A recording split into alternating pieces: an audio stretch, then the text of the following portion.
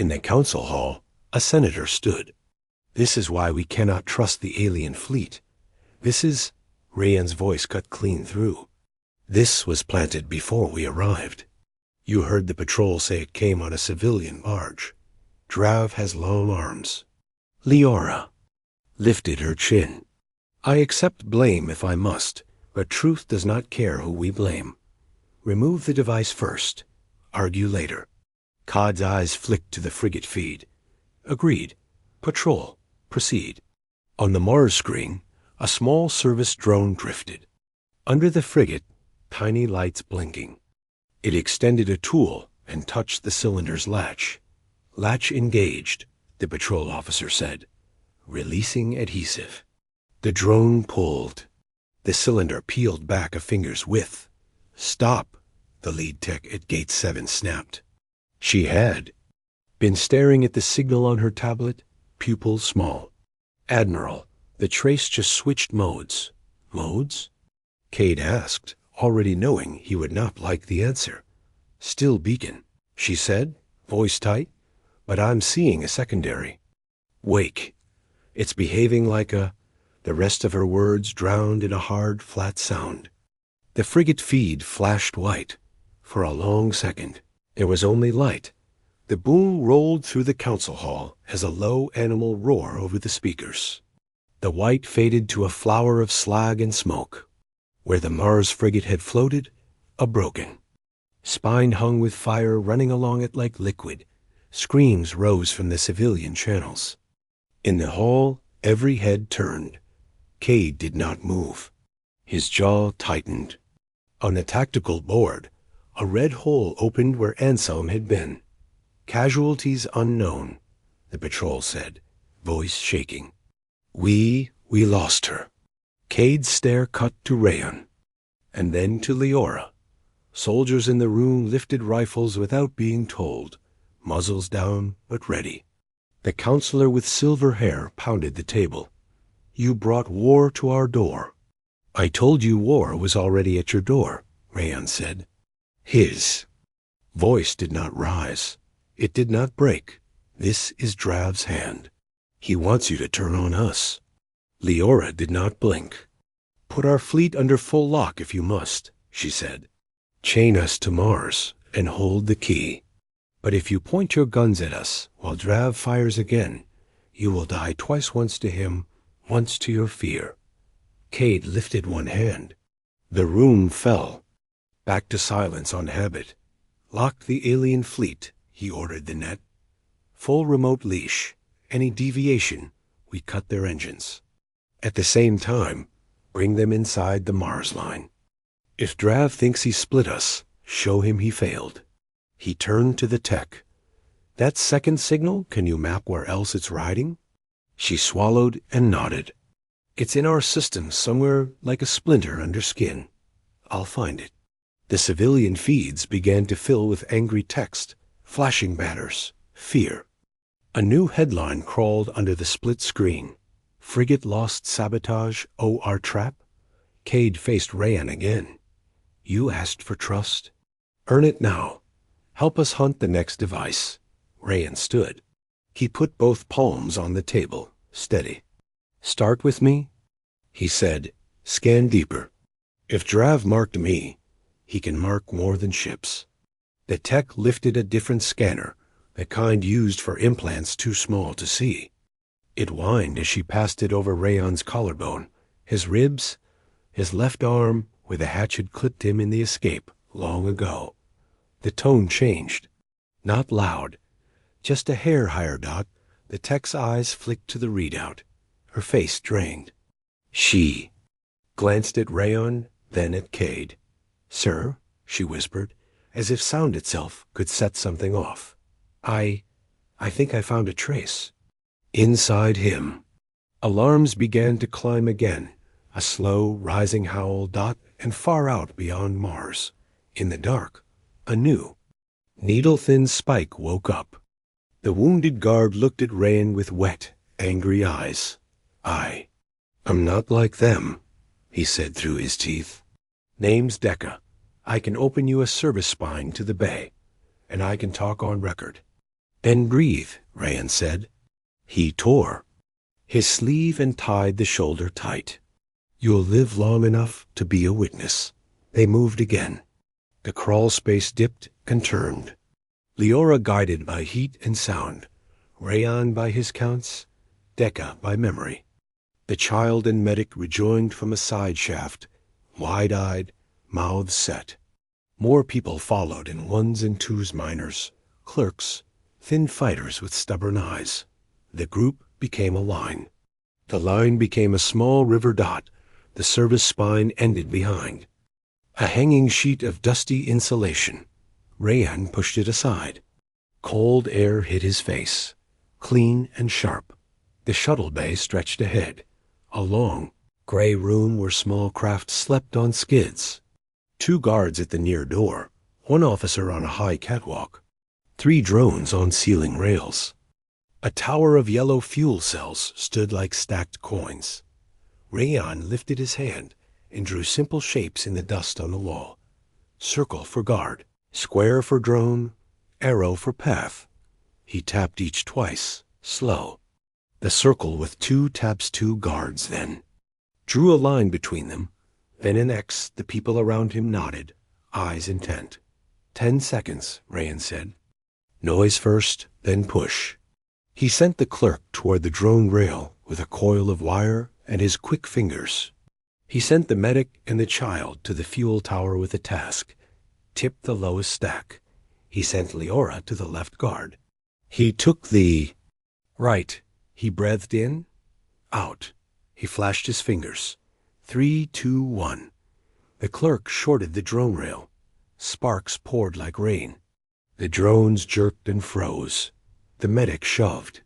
The fuel cells fell with a crash and rolled, yellow blocks clanging, bouncing, spilling into the open like bright bricks. Alarms argued with themselves. Leora moved like lightning and took the left guard down.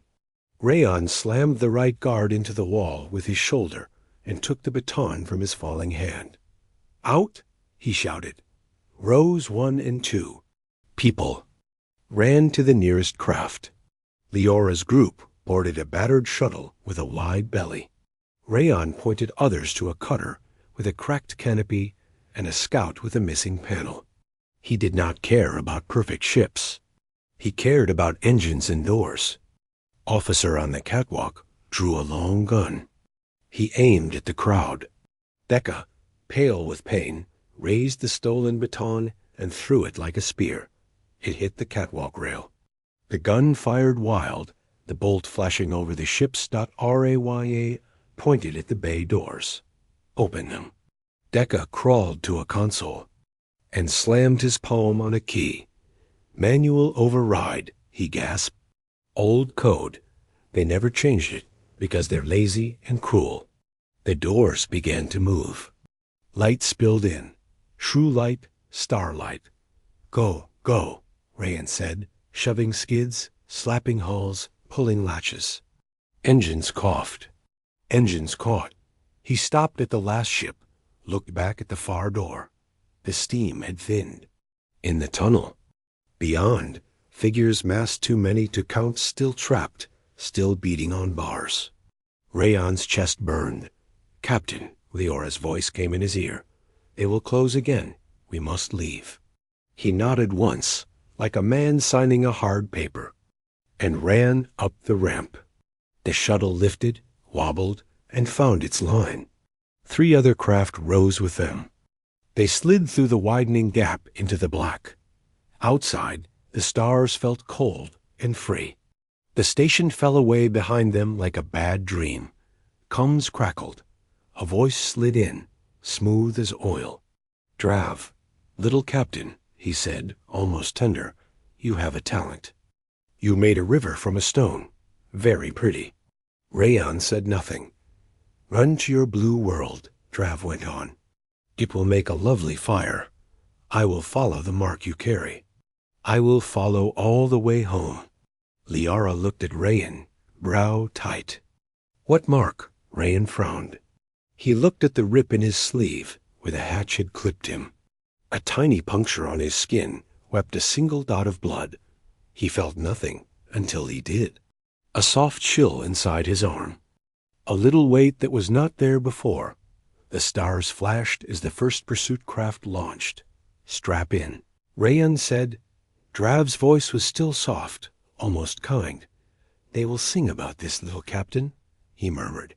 About the day you brought me your Earth.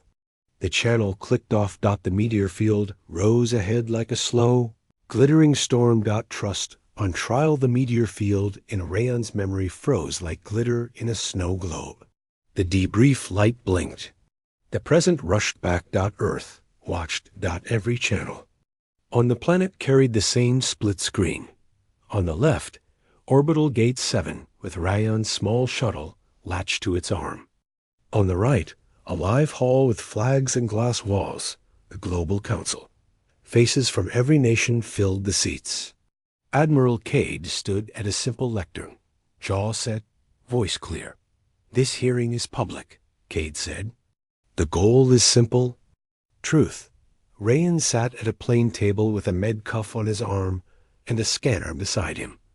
He wore no armor, no sidearm. His hands were open on the metal. Beside him, on a tall hollow stand, Liara appeared as a full-size projection from her flagship. She wore her crest, but no weapon. Her eyes were steady. Cade began. Captain Rayan al-Masri. Confirm identity. The intel officer read numbers. The med cuff flashed green. A DNA check chimed. Rayan spoke his old code again, slow and exact. On the screen behind him, a memorial photo of a younger Rayan faded into his live face. A murmur moved through the council. On the civilian feed, an old woman in a kitchen covered her mouth with both hands. In a school, children sat on the floor and pointed. In a workshop, welders stopped their torches and leaned close to a single tablet, eyes bright. Cade did not. Smile. Confirm intent. Rayan net the room. We come to warn and to help. The ships behind me are free crews. Many were slaves. They follow me by choice, and they accept Earth's command while trust is built. On record, Cade said. On record, Rayan said again, firm. Cade turned to the holo. Commander Liora, will your fleet submit to a weapons lock and remote audit? Liora bowed her head a fraction. Yes, we bind our fire to your hand. She lifted her palm. A light went from red to white on the cuff at her wrist. The same change swept her formation like a wave. On Earth's tactical boards, dozens of alien weapon ports shifted to safe. A second wave sent full ship logs and manifests. To the defense net, a counselor with silver hair leaned forward. Words are easy. Proof is better. You say you escaped a prison moon. You say a warlord named Drav follows you with a star cannon. Give us more than claims.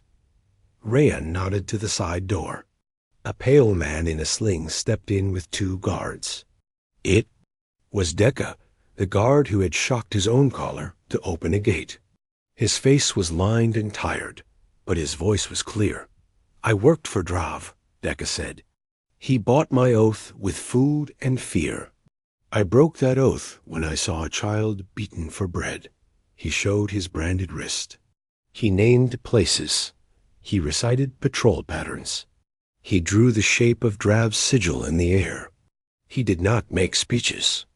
He told short, ugly facts, one after another, like laying heavy stones. An evidence screen flickered with short clips from Rayan's packet corridors under red light, collars sparking, a hand-sharing crust, a door lifting. The room grew very quiet. Cade let the silence sit. Then he spoke to Rayan. You warned us the enemy uses a marker to aim the cannon fast. You also said there is a second signal already here. We will find it. Meanwhile, your fleet holds outside Mars under our sentry. Do you accept a close scan of your shuttle, your person, and your guests? Yes, Rayan said. Scan everything. Put us on a leash for now. A tech team moved in calm, quick, professional. Leora watched from the hollow with no protest. The scanners hummed. Lights flowed up and down Rayan's body, over his scars, through the fabric. The shuttle's panels opened. Drones dipped under the seats, through conduits, around the fuel spine. Nothing obvious. The lead tech signed with her fingers to Cade. No weapons, no bombs, no hidden pods. She frowned. "I still don't like that second trace," she said aloud. "It looks like a needle riding our own noise. It could be in the net. It could be—" Her words cut off as a new voice entered the feed from Mars Patrol. "Admiral, we have the second trace near frigate Anselm. Something small latched to her keel hours ago. No drive signature. Same narrow band we saw earlier." Cade's head turned. "How did it attach without alert?" The patrol officer answered. "Fast. Came in as a waste drum. Passive. Our filters missed it because it rode a civilian bard's emissions." Rayan spoke quietly, so only the room mics took it. "Drav loves things that look like trash. Can you jettison it?" Cade asked. "Working," the patrol said. "Sending a drone." The council feed stayed split. Hearing on one side, a long gray frigate on the other. The camera zoomed on a small dark cylinder under its spine. Tucked between struts, a coffin-sized shape taped to the hull like a leech. She was there before him, a prisoner from a star kingdom whose name Rayan could not speak at first.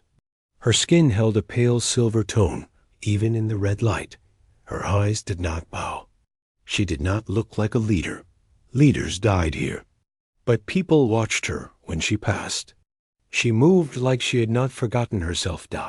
It was Rayan who spoke first. He did it by accident, in a hush behind the water lines, when their shifts crossed. He spilled 3 quiet words in a broken mix of languages. "Share the route?"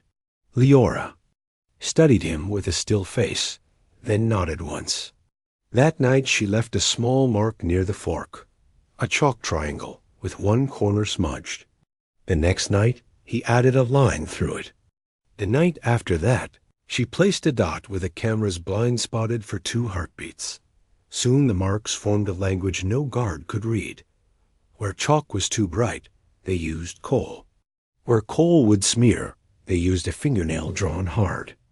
Into Rust, Rayan began to teach simple tactics, like stories. "If heat rises, air must leave," he would say under his breath. "Where does it go? Follow the warm breeze. If guards grow lazy near the bell, hit where the sound is loudest." They hate the bell. They move their heads. Eyes leave their hands. They gathered a small circle. A miner with arms like ropes. An insectoid clerk with quick fingers. A medic who used to be a singer. And the child with the heavy shovel, now with a lighter one, because Rayan traded away his own blanket for it. They stole seconds. A bolt from a broken grate here. A fuse from a burned lamp there. A coil of thin wire from the back of a fan. A battery the size of a fist from a dead cleaning drone. They wrapped the parts in cloth and cached them in a crack behind a loose plate where no camera could see without. A mirror. The plan was small and not grand. It was only this. Open the service door at the shift change when the sound was high and the guards were bored. Plant the charge on the pressure valve. Blow the valve. Use the steam and smoke as a blind. Curtain. Run. Rayan knew most plans fail where pride grows. So he kept the plan thin and humble. No speeches. No promise of victory. Only a line on the wall that led from this tunnel to that hatch, to that stair to the bay where shuttles slept like gray fish. On the night chosen, the mine smelled strange. Like lightning had fallen and hidden. They moved in 1s and 2s, never 3, never a cluster. Leora carried the broken lamp. It was not a lamp. The medic hummed a tune under his breath to keep his hands from shaking. The child tucked the coil of wire in a sleeve. Rayan walked with empty hands, so if a guard looked, he could raise them. And look harmless. At the service door. The insectoid clerk slipped the wire through a gap and tickled a latch he could not see.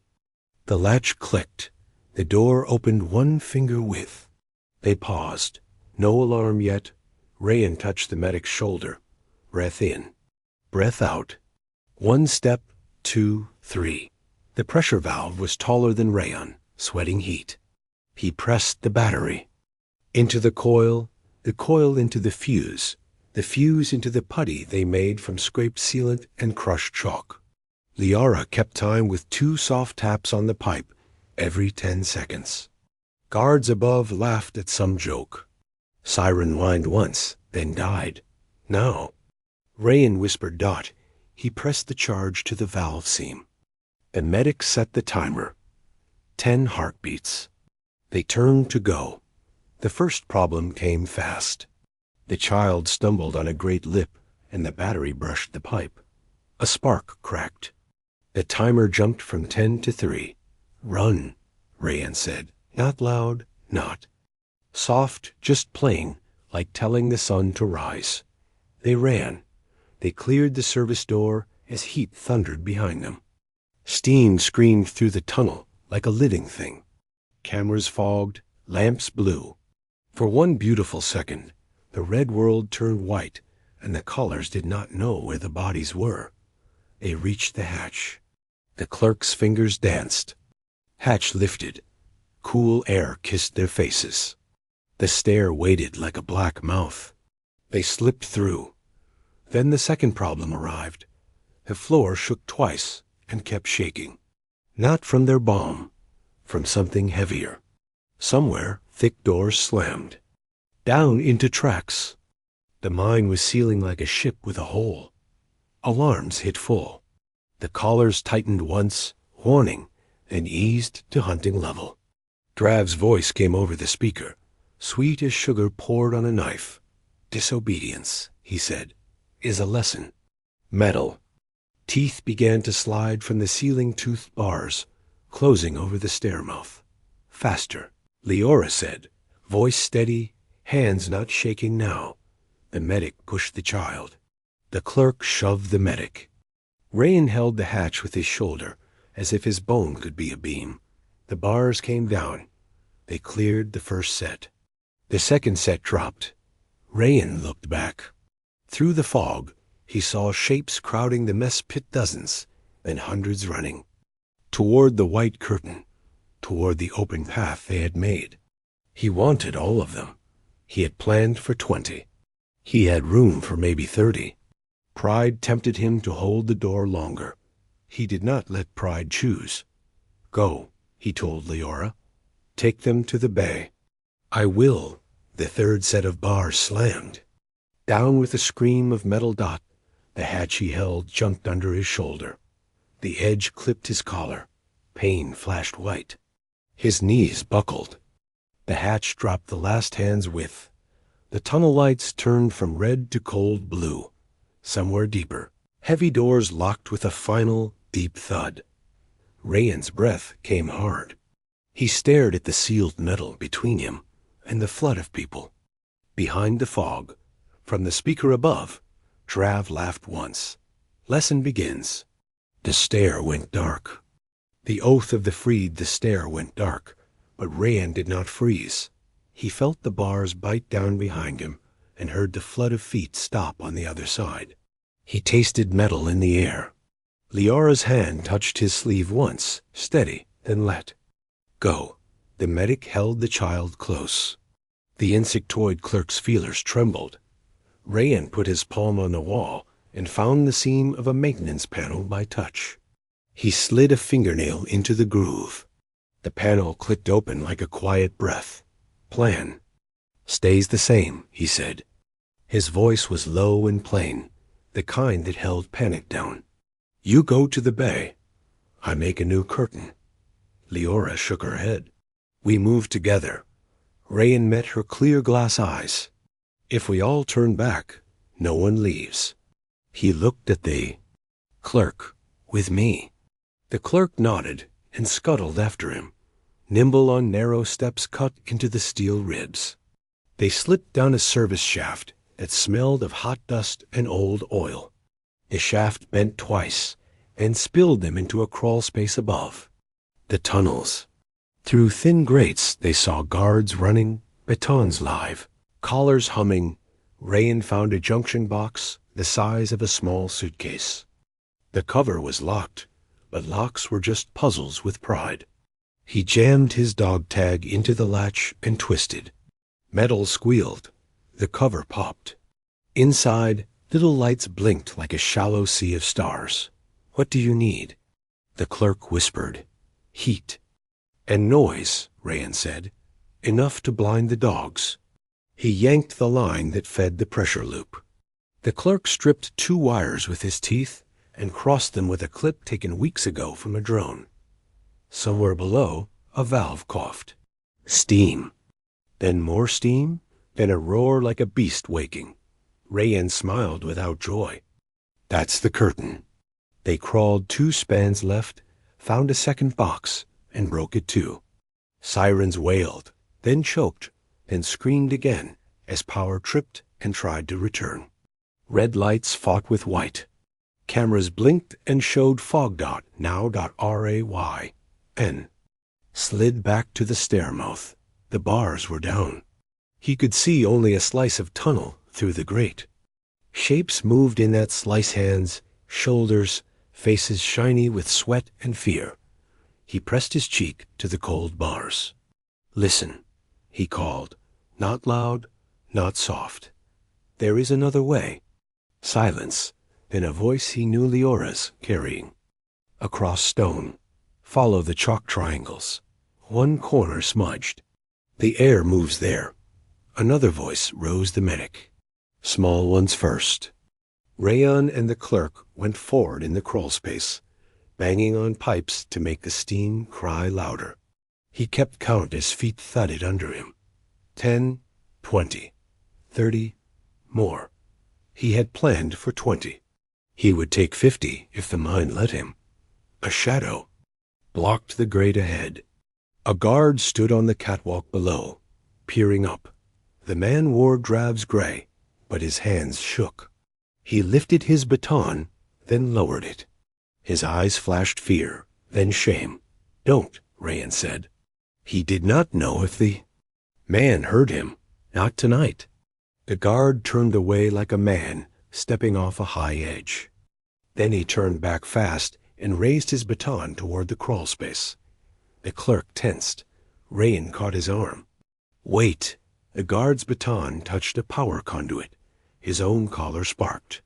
He gasped, fell to one knee, and hit the manual release. On a gate lever with his other hand.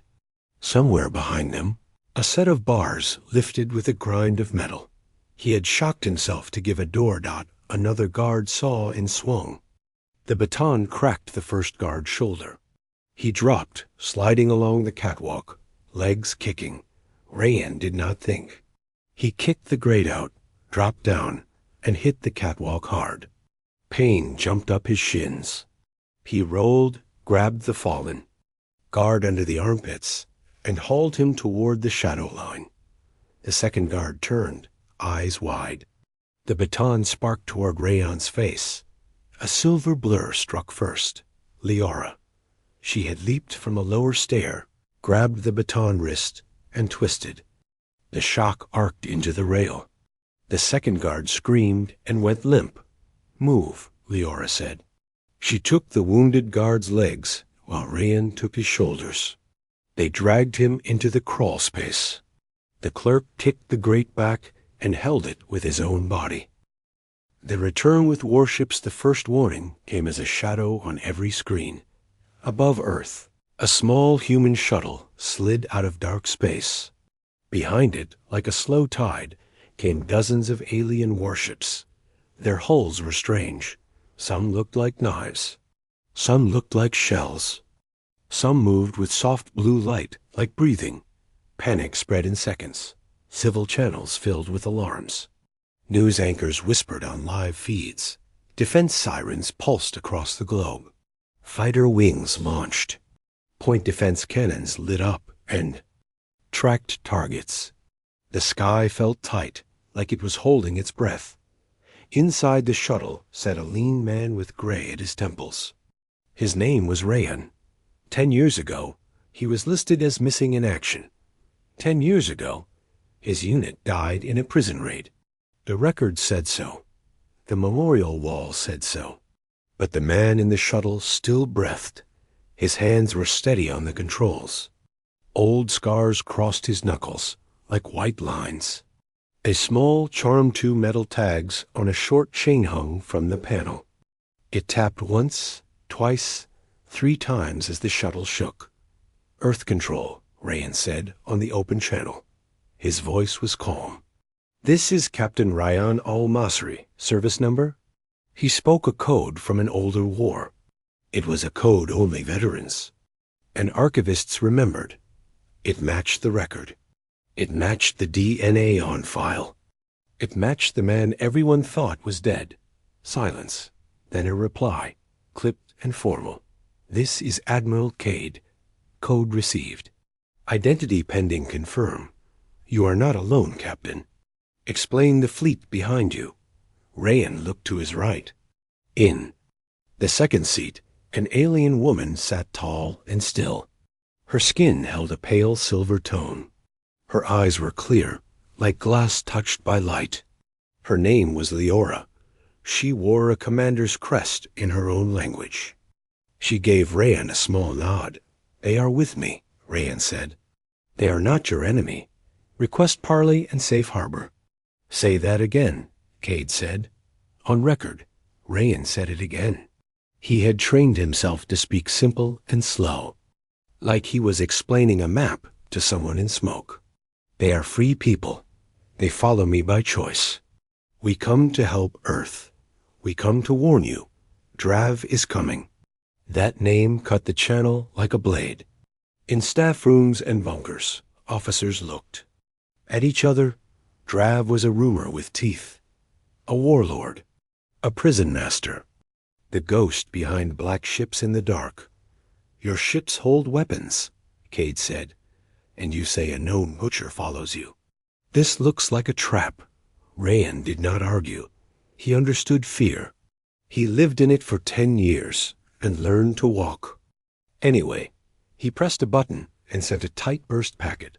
Ship rosters, fuel logs, casualty lists, med scans. He also sent a short video 1 minute, only of a prison corridor under red lights. The sound of boots. The sound of a shock baton. A hand, thin and shaking, passing a crust of bread to a smaller hand. "We can prove who we are," Rayan said. "We put our fleet under Earth command until trust is made. We accept scans. We accept escorts. We accept a hard leash admiral." On the news feeds, the world watched the shuttle drift closer. A child pointed at the sky in a park. An old woman held a photo of a young soldier in a uniform, then looked up and whispered a name. Dock workers on a lunar yard stood by the rail, helmets under their arms, eyes wide and wet. Cade's voice returned. "You will power down weapons and engines. Your escorts will hold outside Mars. You, Captain, will dock at Orbital Gate 7. For identity and debrief. Any deviation and you will be fired upon." "Understood," Rayan said. Leora watched him. Her voice came soft over the private line. "We enter your home on your word. We stand because you stand." Rayan gave her a tired smile. "Then we stand steady." He cut throttle and set the shuttle on the approach rail. Earth's defense net scanned the small craft with hard blue beams. The alien fleet, spread in careful layers, slowed like a massive school of quiet whales. Their weapon ports closed. Their status lights turned from red to white. "Rayan," Cade said, voice lower now. "If this is true, if you survived, the world will see you as a symbol. Symbols can break as fast as they rise." "I'm not a symbol," Rayan said. "I'm a man with a warning." "Then give it," Cady said. Rayan took a breath that felt like the first clean breath after smoke. Drav stole ships. He stole people. He built a cannon that eats stars. Sunbreaker. It needs a marker to aim fast. He marked me. He will follow me. He will follow here. Cade did not speak for a long moment. In that quiet, the shuttle slid past the silver ribs of Orbital Gate 7. Drones floated near, eyes bright, guns quiet but ready, locks clamped on. A docking arm reached like a careful hand. Inside the airlock, a small team waited. 2 med techs, 1 intel officer, a guard squad with helmets off, so faces showed. Their rifles were slow, but their fingers were fast. The hatch opened. Rayan stood. He was thinner than his file photo, but his back was straight. He stepped into the light. The intel officer looked at the tags on his chest, at the scars on his wrists, at the numbers burned along the inside of his left arm. The med scanner beeped. Green. Green, green. Welcome home, Captain, the intel officer said, voice rough. Rayan nodded once. He looked through the viewport at the alien ships holding formation like a wall with many doors.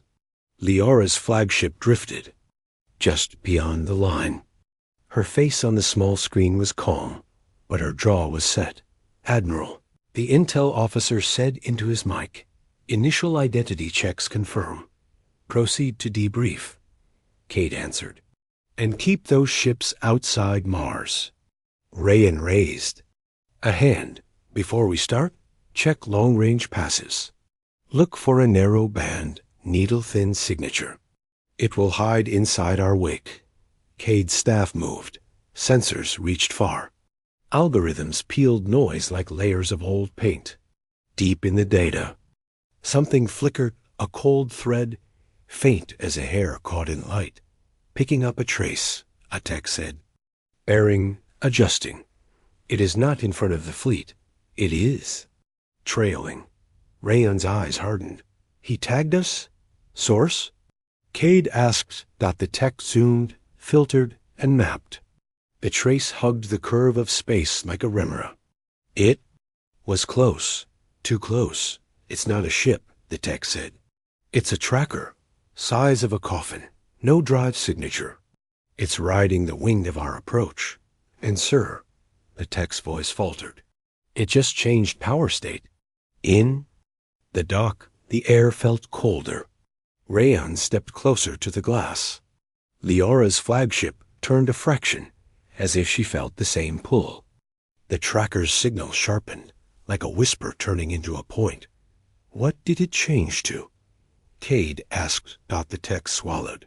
Beacon and target painter. Rayan's tags tapped the console. Once, twice. He looked at the blue planet below. Then at the tiny bright dot in the data. His voice was steady, but the words were iron. It found Earth. The console chimed. A new spike rose on the screen. Admiral, the tech said, breath tight. We have a second signal, stronger. Closer. Rayan closed his eyes for half a heartbeat, then opened them. It's not just following us, he said. It's already here. 10 years in chains. The questions in the debrief room were sharp and fast, but Rayan's answer began somewhere else far away. Long ago, underground. The first night in the mines began with a number burned into his skin. They dragged him down a steel ramp into heat and dust. Lamps swung on chains. The air smelled like hot metal and old sweat. A guard pressed a rod to his arm. The brand flared. He did not scream. He bit his jaw until it hurt and watched the smoke rise in a thin gray line. The guard smiled like this. Was a small joke. Then the collar snapped around his neck with a dry click. They pushed him into a tunnel where the light was red and weak. Around him, shapes moved, slow, thin men, thick-scaled aliens, a child with big eyes and a shovel too heavy for small hands. Every few steps there was a camera eye. Every few minutes there was the sound of a baton touching someone who moved too. Slow.Rayan learned the rules in 1 hour. Do not look a guard in the eyes. Do not speak when the siren moans. Do not stop when your chest burns. If you fall, crawl. If you crawl, keep your head down. If you raise it, the caller will remind you. On. The second night he learned who owned the place. A tall screen flickered above the mess pit. A face appeared. Sharp bones, cold smile, eyes like empty glass drave. He spoke with soft delight, like a teacher reading a nice story. Work is life, he said. Rest is a gift. Disobedience is a lesson. The lesson that night was a young worker who hid a piece of bread. 2 guards held him up. The baton touched his collar. The body shook and then hung quiet. Drav nodded once, as if a dog had finally sat. The screen went off dot after that. Rayan watched and counted. He counted guard patrols. He counted the time between sirens. He counted how often the water tasted like rust. He counted how many steps from his bunk to the tunnel fork, from the fork to the supply door, from the supply door to the small hatch with the broken seal that hissed when the fans were angry. He counted in his head and kept the numbers behind his eyes. He also started to share.